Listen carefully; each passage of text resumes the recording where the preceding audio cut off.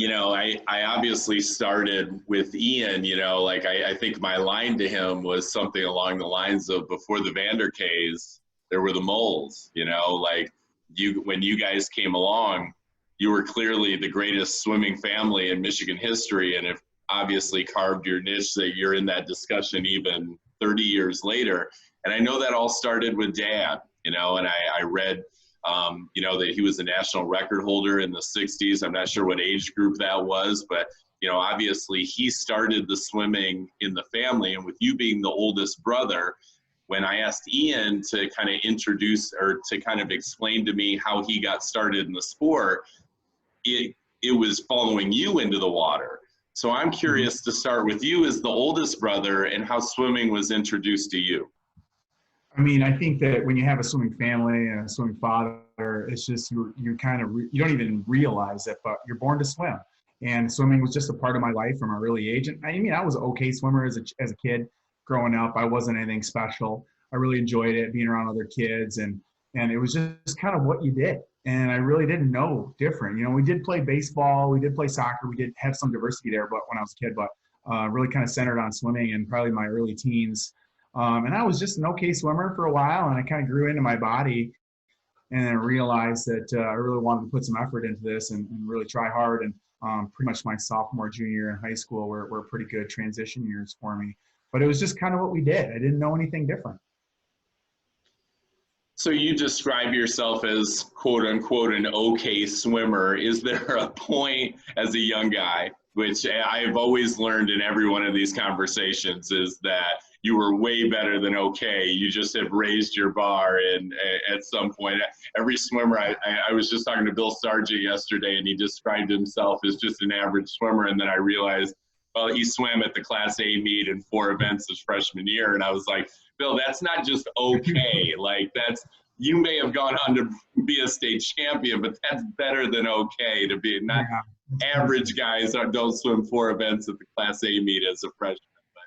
Was there a breakthrough point for you where you went from, in your mind, just okay to, I'm going to get even more serious about this and I could be really good? Yeah, sure. And I did not qualify for states my freshman year in any race, so I was just an okay swimmer.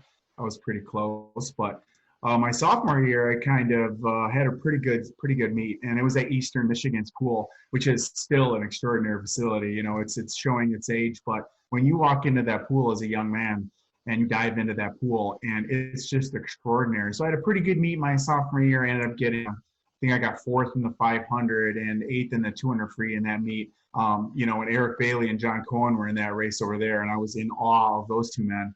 And that was kind of when I had a pretty good meet, and it was really from my sophomore year in high school that I started to realize that I could be successful in the sport, and really kind of started to apply even more pressure to myself and put more effort into it. But that meet was probably an important meet for me, the Class A 1988 state championships.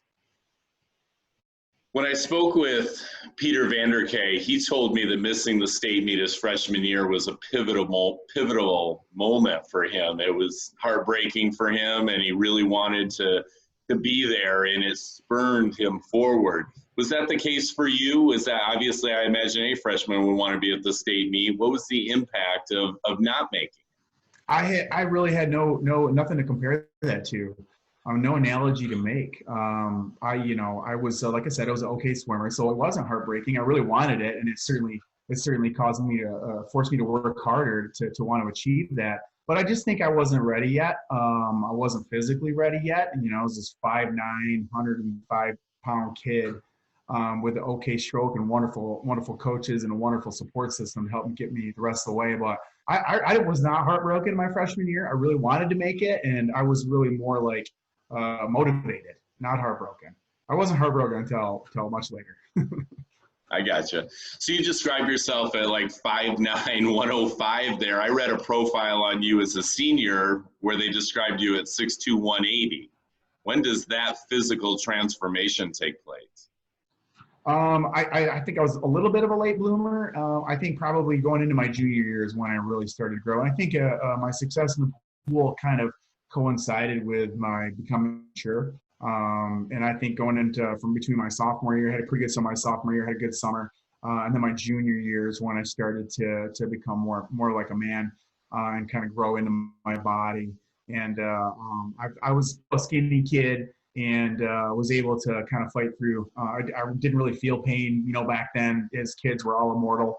I certainly was that, and I didn't have a lot of muscle at the time, and was able to sustain that for a long period of time. So I kind of gravitated towards those distance races. I remember being young and doing a 3,000 time trial when I was like maybe 14 years old, and then realizing and being angry that there wasn't a 3,000 race.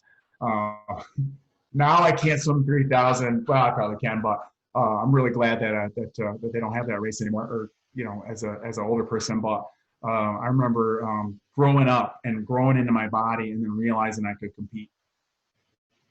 And obviously, as we're talking here, the growth spur is in the same time frame, so it makes it difficult to compare all the factors. But Ian's arriving in a big way around this time as well. I imagine by the time he's a freshman, he's a sub 440, 500 freestyler, right? So even in 8th grade, as you're describing as a sophomore, he's coming along very quickly at this point. What kind of impact I read your quotes as a senior, and it's very clear he's established himself as a sophomore by that time as one of the best swimmers in state. And that's your main training partner, of course, at that time, among others. But what kind of impact in these formative years that you're describing as like a sophomore and a junior is Ian's ascension having in your improvement along with that growth spurt? Well, he really pushed me. There's no question about that. Ian as a training partner, he's really dedicated, motivated, hardest working kid on the planet. I like to think I was a hardworking kid too, but I probably got it because I had to stay in front of him. And every year goes by, next thing you know, it was closer and closer.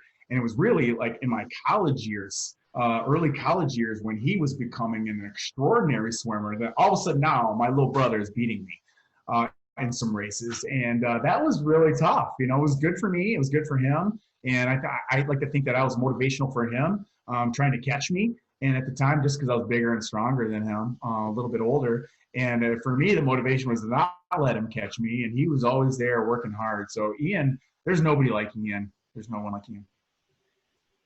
I love some of the quotes that I read where, seemed to me Ian comes across as a very humble guy, but maybe not so much with you, right? It sounds like the sibling trash talk was significant. I read some stuff where he was telling you, I'm breaking your records, and you're telling him, no, you're not. And like, you two had it going a little bit, right? Oh yeah, no, I think it's a lot of fun for us and I'm a trash talker anyways. Anybody who knows me, I play water polo, man. You got to talk a bunch of crap. And our family was no different. And Ian and Cameron. Cameron was a little bit younger than me, so it wasn't until his later years that we really started to talk more smack. But it was a lot of fun. We motivate each other. There's a lot of dinner table trash talking. But being the bigger, stronger, older, faster kid, which I still am, right? I always made sure that they knew who boss was. I love it. I love it.